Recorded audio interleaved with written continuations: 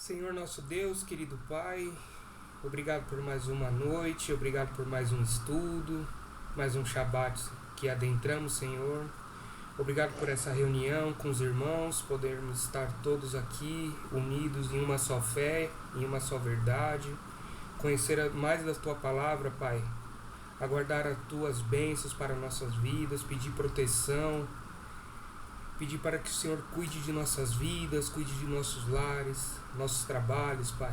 Mas que o Senhor agora possa nos repousar em Teu descanso para que aproveitamos esse Shabat, conhecendo um pouquinho mais da Sua Palavra e estando um pouquinho mais próximo de Ti, meu Pai.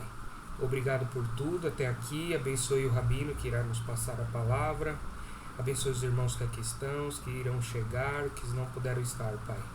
Graça te damos em nome do seu Filho amado, Cristo Jesus. Amém, Senhor. Amém. Amém. Muito bem, irmãos. Nós estamos iniciando agora a série sobre o profeta Daniel. E eu gostaria que vocês observassem os detalhes deste estudo, porque o profeta Daniel ele tem um diferencial muito grande dos demais profetas. A maioria dos profetas eram pessoas simples, pessoas desconsideradas pela sociedade, porém, Daniel não era dessa forma. Ele era um príncipe, e como um príncipe, ele tinha formação, um homem culto, tinha liderança. Infelizmente, se você tiver uma Bíblia hebraica, você vai ver que ele não é considerado profeta. Se você abre lá no índice, ele está colocado. Vocês estão me ouvindo, irmãos? Estamos. Boa noite a todos. Estamos ouvindo. Senão que o Wellington não está ouvindo. Muito bem. No caso de Daniel, o profeta Daniel, ele era diferente. Ele era um homem culto, um jovem culto. Nós vamos chegar nesse ponto. Outro detalhe. Nós tivemos vários profetas. Nós estudamos os profetas menores. Agora vamos estudar os profetas que têm livros maiores. E especificamente, o profeta Daniel foi ignorado pelos aqueles que montaram o cânon da Bíblia hebraica. Eles tiraram Daniel de profeta e colocaram como escritos. O que é importante vocês entenderem? Nós vivemos numa época muito difícil.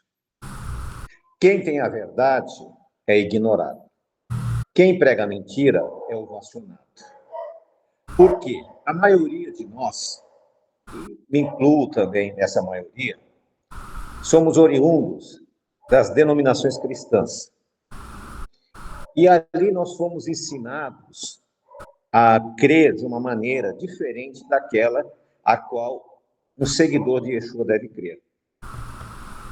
E o que acontece? Quando nós vemos para Teshuvá, nós confrontamos as nossas ideias, as nossas crenças, com aquelas que estão sendo ministradas pelo nosso movimento, que é um movimento judaico, cristão, messiânico. Por que eu falo dos três? Porque nós somos cristãos, temos Yeshua como nosso Messias, mas nos baseamos na Torá para a nossa fé, né?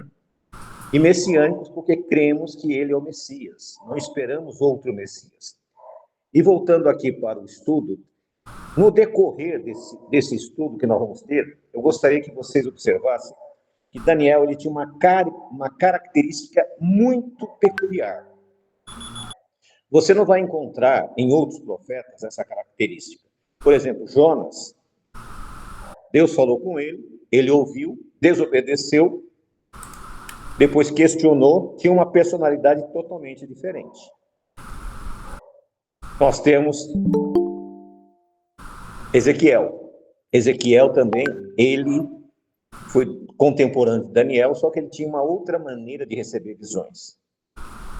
E agora nós temos o nosso profeta que nós vamos estudar. Como eu disse, o judaísmo e as suas várias seitas, que não é uma só, que às vezes as pessoas pensam que o judaísmo é um grupo só, não é. O judaísmo tem várias seitas. Como a Igreja Católica tem os evangélicos e protestantes, o judaísmo tem várias. Tem judaísmo ortodoxo, ultra-ortodoxo, liberal, tradicional, reformista, e vai embora. São vários grupos, cada um com seu pensamento peculiar. Todavia, nós precisamos focar nas Escrituras Sagradas. Não interessa o que eu penso, interessa o que está escrito. Então, nós vamos entender por que o judaísmo pegou o livro de Daniel e jogou lá para os escritos. O que são os escritos? Os escritos, segundo a visão deles, são livros não inspirados por Deus. São biografias, são músicas, são salmos. Então, eles não acreditam que é inspiração. Mas por que eles fizeram isso com Daniel? Porque Daniel é o único profeta que determinou o período que o Messias viria e determinou o período do seu ministério. Em virtude disso, para ofuscar esta imagem que se contrapõe ao que eles acreditam, então melhor ignorar, melhor tirar da frente.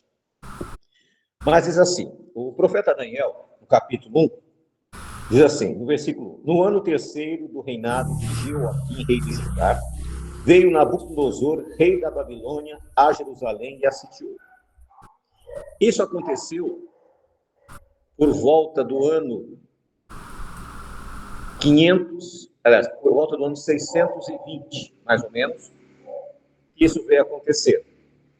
Nessa época, Daniel tinha 16 anos, só para você ter uma ideia. Ele e os seus amigos tinham mais ou menos 16 anos. Eles ficaram 70 anos na Babilônia. Ou seja, quando começou a sair a ordem para eles retornarem, Daniel não retornou, ele tinha por volta de 86 anos. Ou seja, ele passou a sua vida toda na Babilônia. Ele serviu o rei da Babilônia e ele serviu o rei da Pérsia. No rei da Babilônia, ele ficou muito tempo como primeiro-ministro. Quando o filho de Nabucodonosor, Belsazar, começou a reinar, afastou ele. No último dia da vida de Belsazar, quando apareceu aquele sinal na parede, pesado fosse achado em falta, ele chamou Daniel para traduzir o que estava escrito. Naquele dia ele foi morto. Daniel foi aceito pelo Império Persa e começou a servir como ministro do Império Persa. Ou seja, ele era apolítico, ele não se preocupava com qual poder estava dominando, porque o reino dele, como disse Yeshua, Pilatos pergunta, você é o rei dos judeus? E ele responde, você está dizendo, o meu reino não é desse mundo. E Daniel tinha essa mesma convicção, ele não estava muito preocupado quem estava governando, ele estava preocupado em servir a Deus e orientar o seu povo, porque ele tinha plena consciência que no final dos 70 anos, eles retornariam para a terra prometida. Continuando, no versículo 2.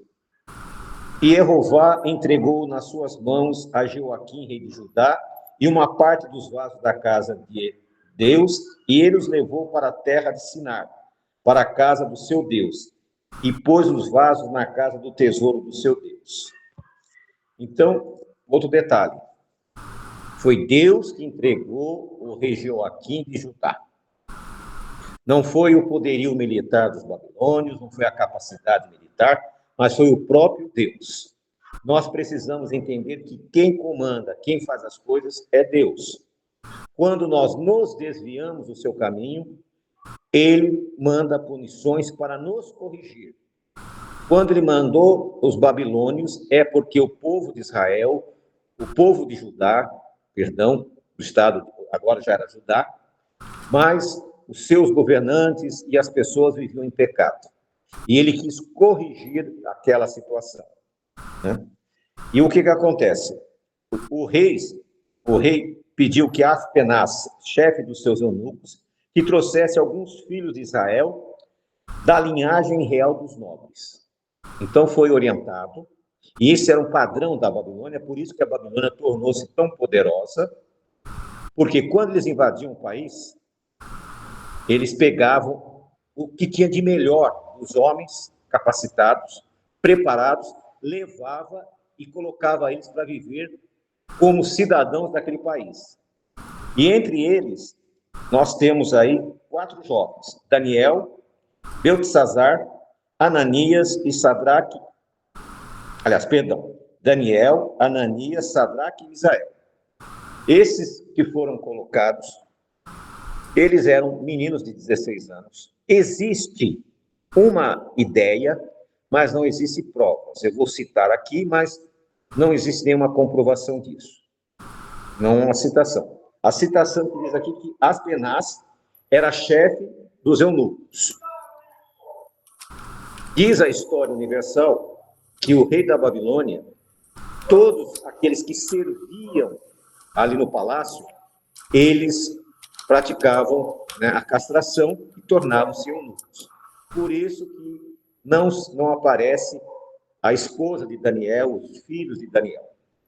Como eu disse, não é conclusivo, é apenas uma sugestão. Mas nós sabemos que ele se apresenta, e ao se apresentar ali, ele vai se deparar com um problema muito grave. E esse problema, eu gostaria de citar para vocês, que muitas vezes as pessoas esquecem disso, outros questionam. A maioria das pessoas que eu tenho tentado ensinar a palavra, elas questionam 2 coisas: o sábado e a alimentação. Nós sabemos que o pecado entrou pela boca, né? Então, o pecado entrou pela boca. Nós vemos que, com o passar do tempo, o homem também começou a ingerir alimentos que não eram permitidos. No caso aqui de Daniel, quando ele chegou na Babilônia, ele diz para Aspenaz que ele e os seus amigos não iriam comer daqueles alimentos e nem beber do vinho que era dado para todas as pessoas. Esse Aspenaz falou: não posso, porque se vocês não comerem, vocês vão ficar magros, vocês vão ficar doentes e o rei vai me matar. E ele pediu 10 dias. Tá? Só que aqui nós temos um problema. Para quem conhece a questão alimentar, sabe que uma pessoa que tem uma alimentação balanceada, e o judeu come carne, o que acontece? Se ele para de comer a carne, passa a comer só legumes e verduras, ele vai emagrecer. Só que a Bíblia diz aqui, ó, no versículo 9, do capítulo 1, ora, deu Deus a Daniel graça e misericórdia diante do chefe dos eunucos. E você vai ver que Daniel, no decorrer do nosso estudo, era um homem de oração e jejum. Aqui não relata, mas obviamente ele orou e jejuou para que Deus tocasse o coração, né, do chefe dos eunucos para aceitar a sua solicitação. Isso é para que você também aprenda que você deve começar a orar a Deus quando você tiver alguma situação a ser solucionada. Coloque na mão de Deus, pede a Ele para que as pessoas, né, vejam graça no seu pedido e não ira e nem ódio contra você. E Daniel está aqui, ó. Ora, deu Deus a Daniel graça e misericórdia diante do chefe dos eunucos. Através da oração e da obediência, por quê? Ele não queria transgredir a Torá. Ele não queria transgredir os mandamentos de Deus. E quando nós somos confrontados para transgredir, seja qual mandamento for, e nós oramos a Deus para que nos ajude, Ele vai nos ajudar. Muitas vezes você vai ser confrontado com questão do trabalho. Mas se você orar a Deus, se dedicar, Deus vai colocar graça e misericórdia nas pessoas, para que você dependa. E aqui aconteceu com Daniel. E disse o chefe dos eunucos a Daniel: tenho medo do meu senhor, o rei, que determinou a vossa comida e a vossa bebida. Porque ele veria os vossos rostos mais tristes do que os mancebos, que são vossos iguais. Assim arriscaria a minha cabeça para com o rei. E então disse Daniel ao despenseiro, a quem o chefe dos eunucos havia constituído, sobre Daniel, Ananias, Misael e Azarias. Versículo 12. Experimenta, pois, peço-te, os teus servos 10 dias, fazendo que nos deem legumes a comer e água a beber. E então se veja diante de ti o nosso parecer, e o parecer dos mancebos que comem os manjares do rei, conforme você ver os seus servos. E ele aceitou e experimentou 10 dias. E ao fim dos 10 dias, apareceu os seus semblantes melhores do que eles estavam, muito mais gordos do que todos os mancebos que comiam a porção do manjar do rei. Aqui nós vemos um milagre que ninguém veja. Nenhum vegetariano fica mais forte com a pessoa que come carne e outros manjares. Mas aqui Deus operou um milagre, porque era obediência. Eles não iriam comer carnes impuras. Eles não iriam beber bebidas que eram oferecidas aos deuses. Aqui no Brasil é muito comum as pessoas que frequentam o bar, quando eles vão frequentar o bar, eles pegam um copo de pinga, eles jogam no chão e dizem, isso aqui é para o santo. Depois eles bebem. Esse costume já é um costume pagão muito antigo.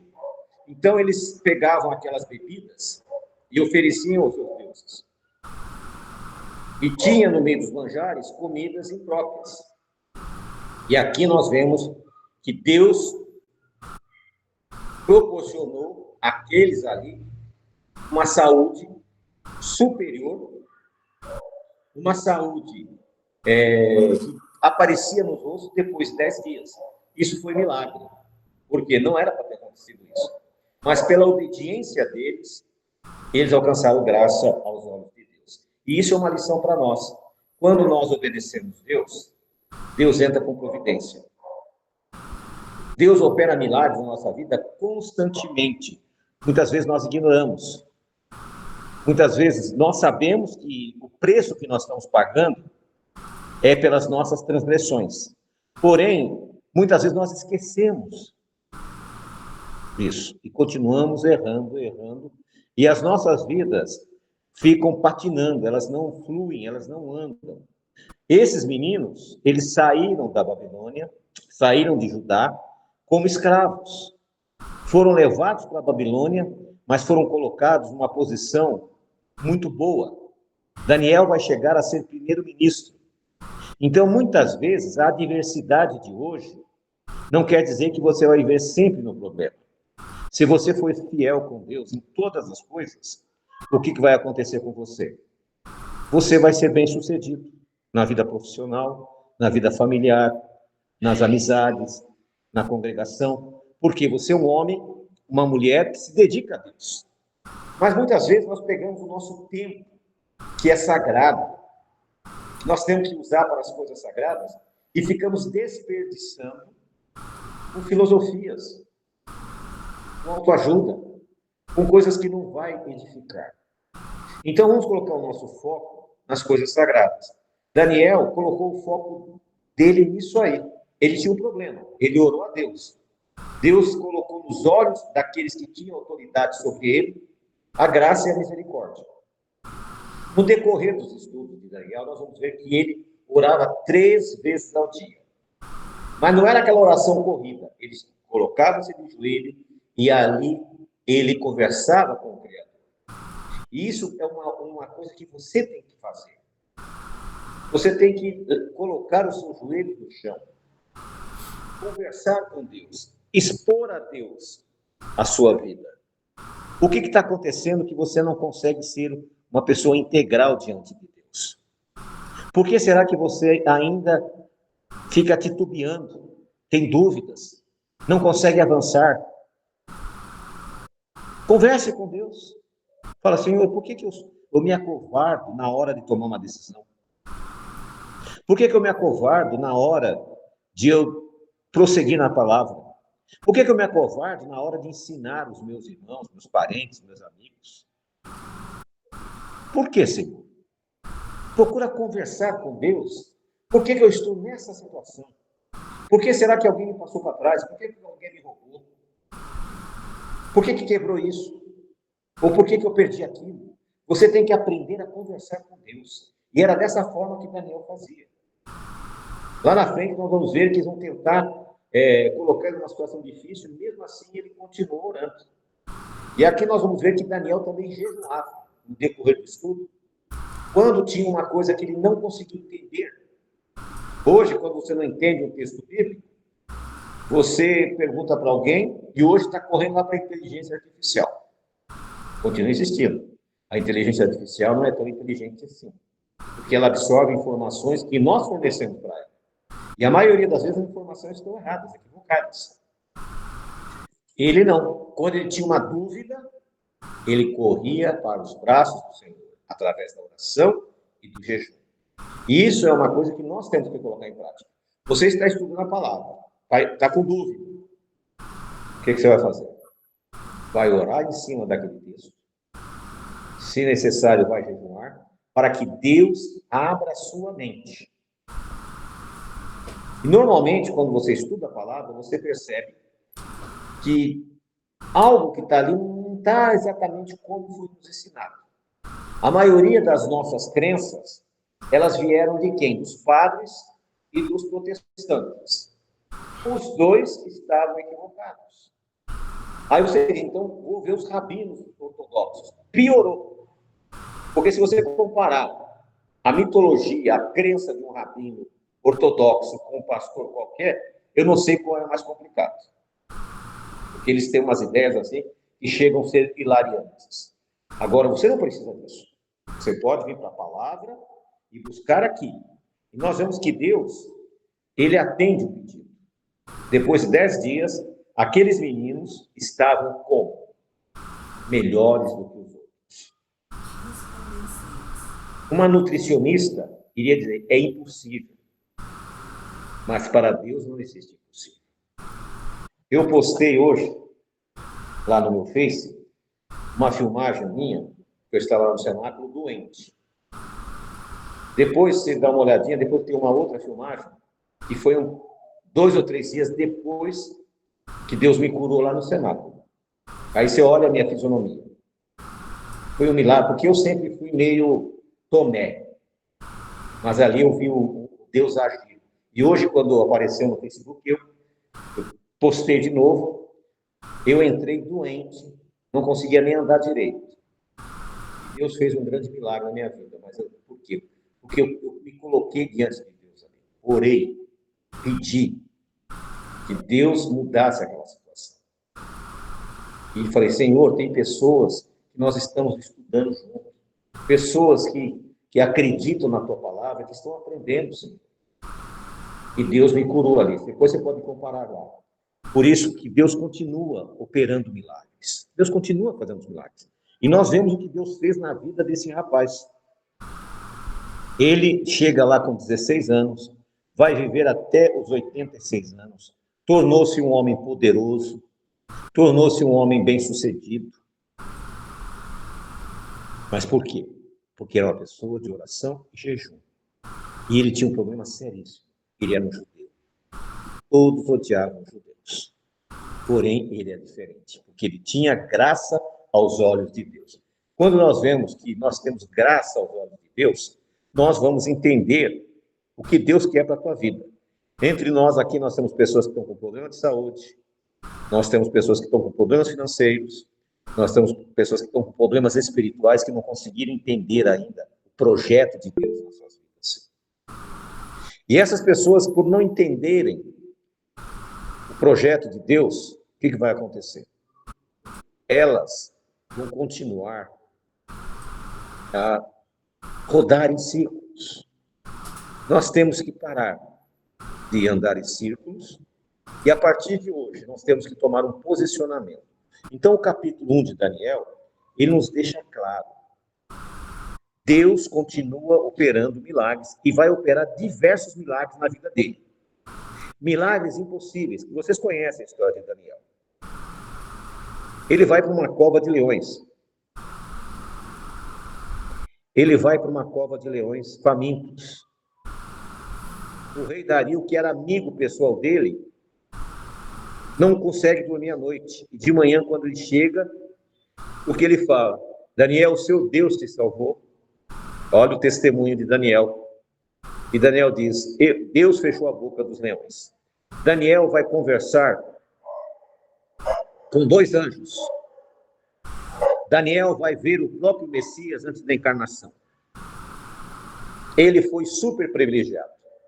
Mas para alcançar esse privilégio, o que ele fazia? Orava e jejuava. O jejum não é sacrifício. Você pode escolher um momento de jejum, ou uma refeição, se você não tiver um problema de saúde, ou qualquer coisa nesse sentido, e praticar. Se você precisa de uma graça, de uma cura, solucionar um problema, ore a Deus. Porém, não adianta você orar a Deus e continuar transgredindo, que não vai adiantar nada. Se até aqui, até hoje, você vem capengando, vem errando, vem se equivocando, se até hoje você está fazendo isso, tome uma decisão, não vou pecar mais, me perdoa. Mas eu quero que mude minha vida. E comece a orar e jejuar. E você vai ver que Deus vai mudar a tua história. Deus vai transformar a sua vida. E Daniel não foi diferente. No capítulo 2, nós vamos ver que a estátua de Nabucodonosor, né? Hoje nós vamos só dar uma pincelada nela. Na semana que vem nós vamos estudar, porque isso aqui merece um estudo completo. Quando o rei tem um sonho, Daniel, ele vai conseguir decifrar. Só que ele só consegue decifrar a partir da oração. Ele não chegou lá e quando foi dito, lembra de José? Quando o rei falou do sonho, José já respondeu. No caso de Daniel, não, ele teve que orar. Nós não somos diferentes. Se você está com dúvida de alguma coisa, ore a Deus. Deus vai te mostrar na palavra, Deus vai esclarecer para você, Deus vai te iluminar através da oração, da obediência e do jejum. Aí você vai perguntar, mas você jejua, Rabino? Hoje não estou jejuando, mas pretendo. Preciso primeiro estabilizar a minha saúde. Agora, se você não tem problema nenhum de saúde, coloque em prática, pelo menos uma vez por semana. Tire uma refeição, mas com o único propósito de edificação. Ore, pratique a oração. Você vai estudar a porção da semana? Ore, porque no sábado, quando for passado a porção, você pode ajudar a pessoa, quem está passando a lição, a porção da semana. Você pode trazer coisas que vão agregar, e é isso que nós estamos precisando, irmãos. Nós estamos precisando agregar mais e mais sabedoria, porque nós estamos vivendo na pior época de todas as eras, a época dos smartphones. Isso deu voz para muita gente. E quando você vai para a internet, meu Deus do céu, é tanta heresia, tanta fantasia, tanta mentira. E aí, quando você vê lá embaixo, os seguidores, milhares, os likes, dezenas de milhares. E a gente fica indignado, porque você sabe que aquilo é mentira. Que aquilo não passa no crivo, não passa na verdade. Não tem como ser verdade. Mas, infelizmente, acontece isso. E muitos dos nossos irmãos são seguidores desse pessoal. Vira e mexe, aparece uma novidade. Só que essas novidades são meio fogo de palha, né? O fogo de palha é um dos fogos mais bonitos que tem, porque ele é muito claro. Só que ele acaba rápido. E o que acontece nessas coisas? Por isso que eu digo para você, o melhor YouTube que tem é a sua Bíblia. Leia, ore a Deus. Deus vai te mostrar. Eu tenho feito muito isso, muitas vezes eu estou com dúvidas. E essas minhas dúvidas, eu não consigo resposta. Porque se eu vou buscar nas respostas que estão pré-determinadas nos livros ou nas inteligências artificiais, são todas respostas que não é verdade aquilo. É uma mentira. Por quê? Foi baseado nas literaturas que já foram escritas. E nós temos que reescrever a história. O profeta Jeremias, que é um dos profetas que nós vamos estudar, ele diz o seguinte: nós só herdamos mentiras. Quer ver uma mentira? O judaísmo, a religião, o judaísmo e suas seitas, as várias seitas que tem, ele surge no século II. Agora, pergunta para a inteligência artificial qual que era a religião de Abraão, qual que era a religião dos profetas, de Moisés. Vai falar judaísmo. Não existia judaísmo, gente. As seitas judaicas vai surgir depois do exílio babilônico, por volta do ano 620 a 536. Nesse período que vai aparecer. Então não tinha. Então hoje nós somos reféns de mentiras. Por isso que eu tenho me colocado às sextas-feiras com vocês, estudando isso aqui, dando uma luz para vocês. Agora cabe a vocês se aprofundarem. Agora, se vocês querem continuar no engano, não tem problema nenhum. Cada um tem a sua escolha. Aqui nós optamos em procurar servir a Deus da melhor maneira possível.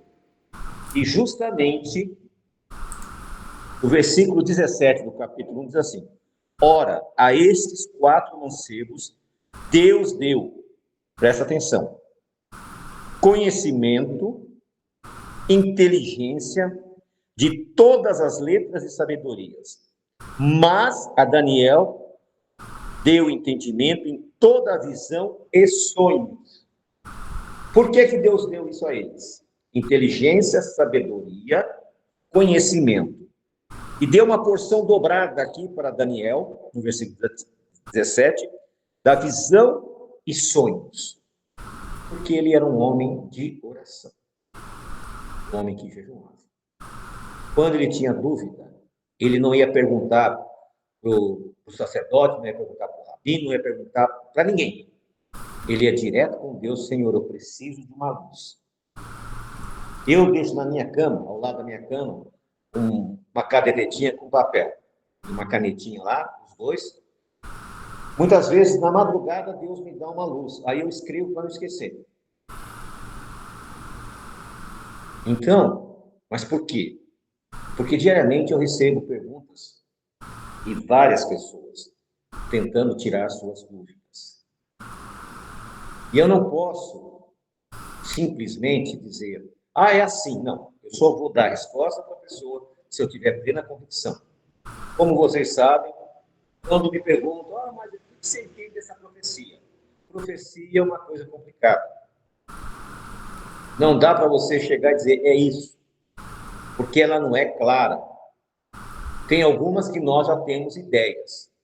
Tem outras que nós temos dúvidas. Então, nós não vamos dar uma enrolada para dizer que eu não sei. Profecia, eu não gosto de brincar com elas. A não ser que Deus me esclareça. Vou fazer aqui uma citação com vocês, só para nós chegarmos aqui no final, gostaria de orar mais um pouco com vocês, sobre esta profecia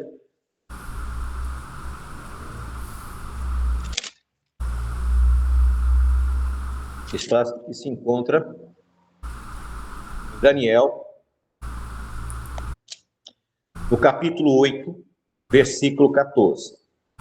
Depois de ele ver tantas transgressões nesse capítulo, ele pergunta: até quando essa abominação vai continuar?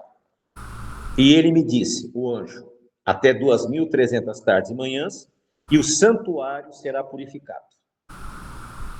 Essa profecia aqui, até 2.300 tardes e manhãs, fez com que no século XIX milhares de cristãos se unissem a um movimento chamado Advento, de onde surgiu a Igreja Adventista, e eles acreditavam que aquilo se referia a anos, e que Jesus voltaria no final dos 2.300 anos, que seria em 1844. Como nós sabemos, Jesus não voltou. Porém, aqueles crentes continuaram crendo numa profecia que não se cumpriu. E hoje são 22 milhões de pessoas, uma igreja riquíssima, com hospitais, com navios, com aviões, com escolas, com fábricas, baseados numa mentira. Então, eles interpretaram errado e continuaram. Isso é um caso só, mas existem dezenas de casos. Eu vejo as pessoas aí que estão falando do Apocalipse, misericórdia, como estão viajando, tem nada a ver com aquilo. Porém, as pessoas acreditam, porque as pessoas gostam de novidade.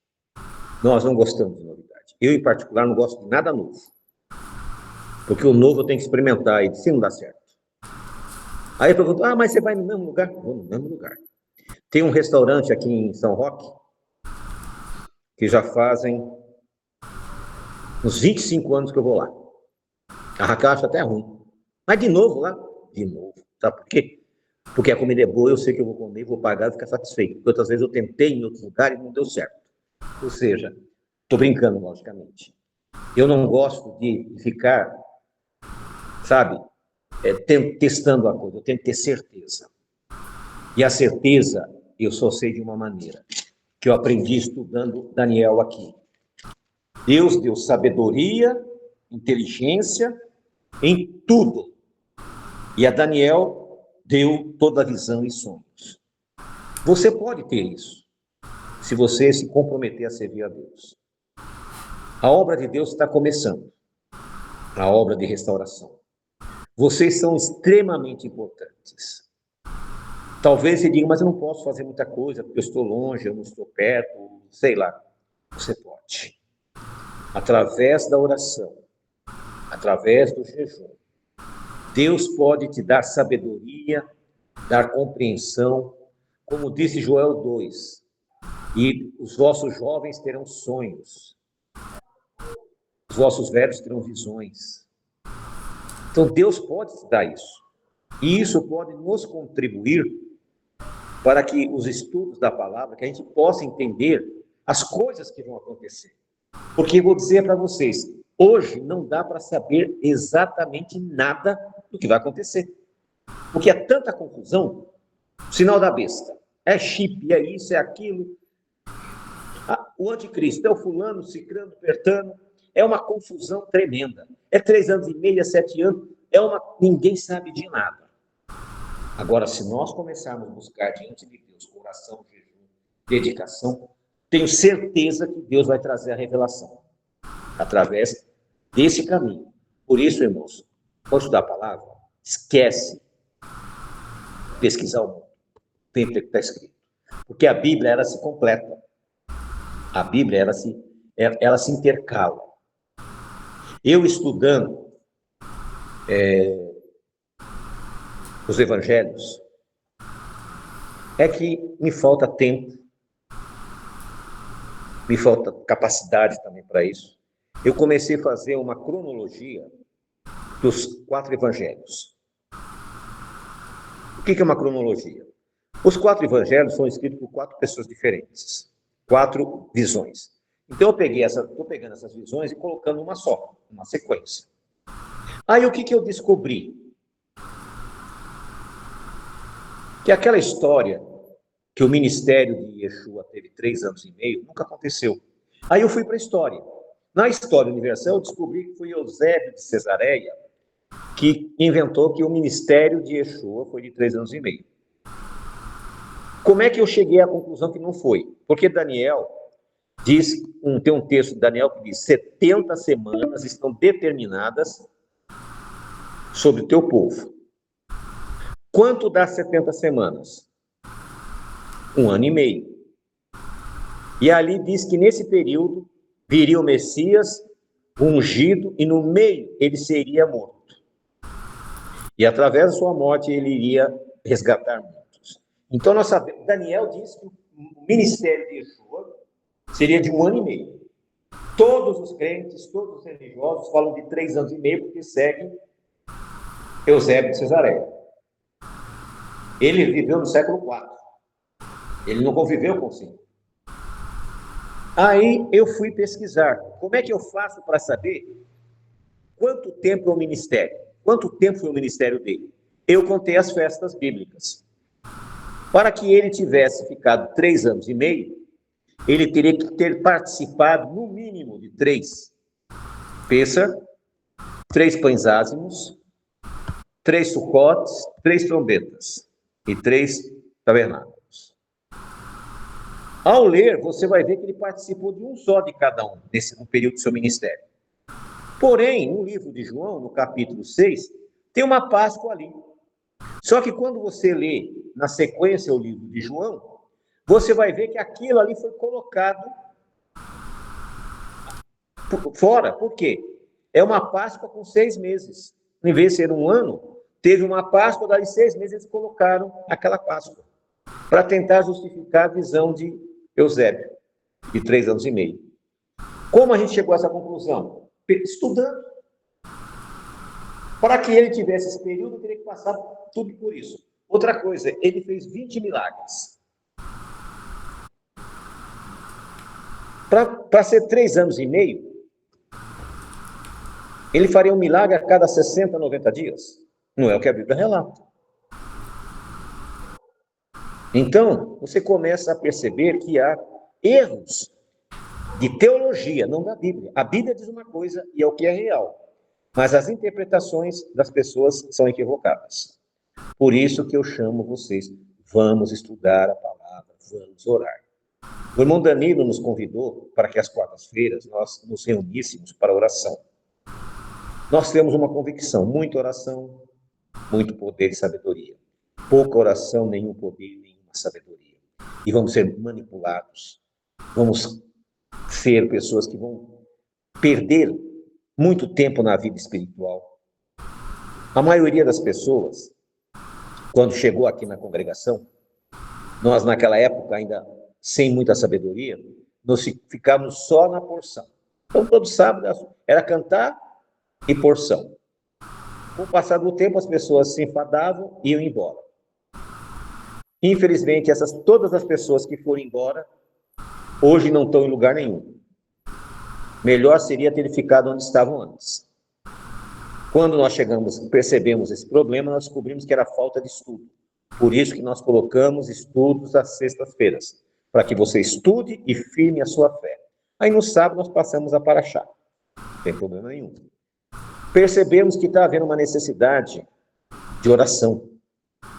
Nossos irmãos estão muito fracos espiritualmente. Você sente que as pessoas estão muito fracas, meio sem ânimo, meio sem vontade. Né? O que vai fortalecer? A oração. Por isso nós colocamos nas quartas-feiras. E eu convido vocês também que orem uns pelos outros. Combinem entre si. Né? A irmã Maria, olhe pela Cristiele. Né? O Jadeilson, ore por mim. O Paulo, olhe pelo Robson.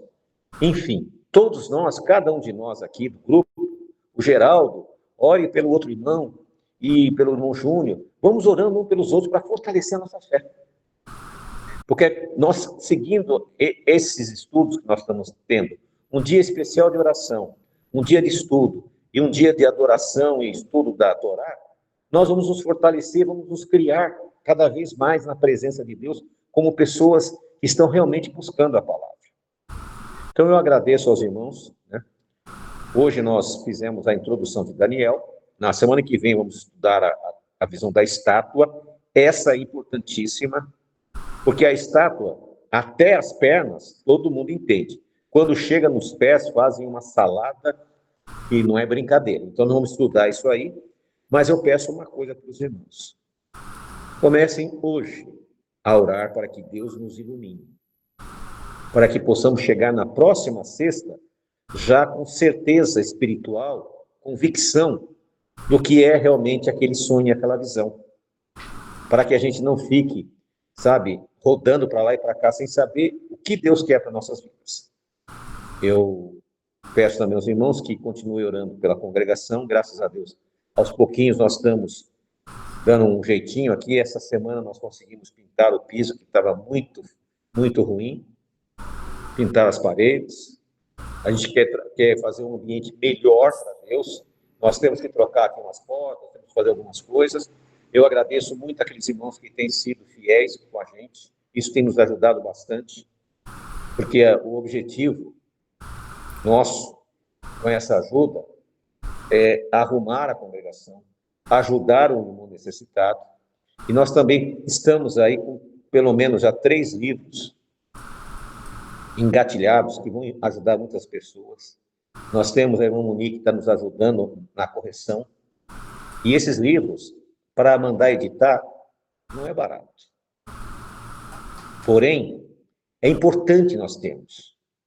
Porque para que as pessoas que virão depois de nós, ou que estão junto conosco, possam ter acesso a um estudo de qualidade, ao material de qualidade, para não ser massa de manobra.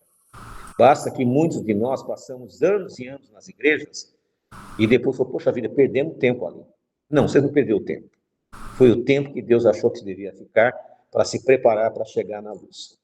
Eu agradeço a todos, peço ao irmão Danilo que escolha 2 pessoas para orar e eu faço a oração final. E a bênção.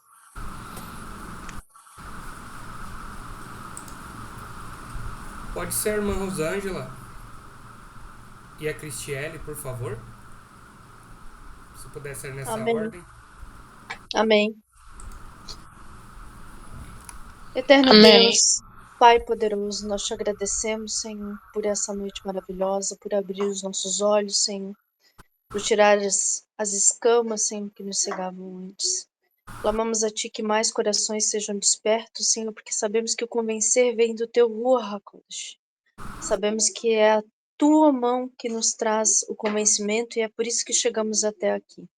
Nós possamos ter raízes suficientes para permanecermos, Senhor, que nós não venhamos a nos deixar enganar por fábulas algumas, mas antes venhamos a ter a clareza, Senhor, da Tua palavra. Abençoa o irmão Rabino, que tem nos ensinado, nos instruído, tem dispensado o seu tempo, o tempo com a sua família, para um mover correto da Tua palavra, da Tua essência. Nós te bendizemos e pedimos, Senhor, que as Tuas bênçãos estejam sobre a vida dele, agora sobre a vida do irmão Danilo também, Senhor, que faz parte da liderança, que a Tua mão poderosa esteja guiando esses homens, Senhor, na verdade da Tua palavra pura, Senhor, para que muitos conheçam e tenham acesso ao reino dos céus. Em nome de Yeshua HaMashiach. Amém. Amém. Paizinho, obrigado por mais um Shabat, Senhor. Obrigado por cada irmão aqui, Pai. Obrigado por esse estudo, Senhor. Obrigado pela oportunidade de estarmos cumprindo um mandamento tão precioso, Senhor. E que o Senhor possa nos ajudar, Pai, a cumprir tantos outros mandamentos que muitos não conseguem, que são inatingíveis aos nossos olhos humanos, mas que, assim como o Rabino falou, o Senhor não dá nada para a gente cumprir que o Senhor não possa ajudar. Então nos ajuda, Senhor, a cumprir os Teus mandamentos, a estudar a Tua palavra, Senhor, que nós possamos, Senhor, crescer diante de Ti, Senhor, com sabedoria, que nós possamos, Senhor, achar graça diante dos Teus olhos e diante dos olhos das outras pessoas, Pai. Coloca, Senhor, a Tua palavra, Senhor, nas nossas bocas. Nos ajuda, Pai, nos ensina todas as coisas, Pai. E que nós possamos, Senhor, sermos curados, levantados, que cada um aqui precisa de sustento, que o Senhor possa liberar o sustento, Senhor, a parnassar sobre cada um, liberar a cura também, Senhor. Cura, Senhor, todos os enfermos. Eu estou nesse meio, Senhor, que o Senhor possa nos curar, nos levantar, derramar sobre nós o Teu Espírito Santo, Pai. Obrigado por tudo, Senhor. Nós oramos assim, em nome de Yeshua HaMashiach. Amém. Amém. Senhor nosso Deus, continuamos na tua presença. Nós elevamos o nosso pensamento ao teu trono de graça para rogar, Senhor, uma bênção especial sobre todos os teus filhos que estão aqui presentes. Que a tua graça, a tua misericórdia os alcance. Venha trazer a cura, Senhor. Venha trazer a solução para o desemprego. Venha trazer a solução para as dívidas. Venha trazer sabedoria também para que possamos entender os projetos que tu tem para as nossas vidas espirituais. Nos dê uma noite de paz e tranquilidade e segurança. Que nesse dia sagrado possamos estar na tua presença, honrando e bendizendo o teu nome. Pois é em nome de Yeshua que pedimos. E o Senhor te abençoe e te guarde. O Senhor faça resplandecer o seu rosto sobre ti e tenha misericórdia de ti. O Senhor sobre ti levante o seu rosto e te dê shalom. Shalom até amanhã, se Deus quiser, em nome de Yeshua. Não se esqueçam que amanhã vai começar às 17 horas. Tá bom, irmãos? Shalom, shalom. Shalom, shalom.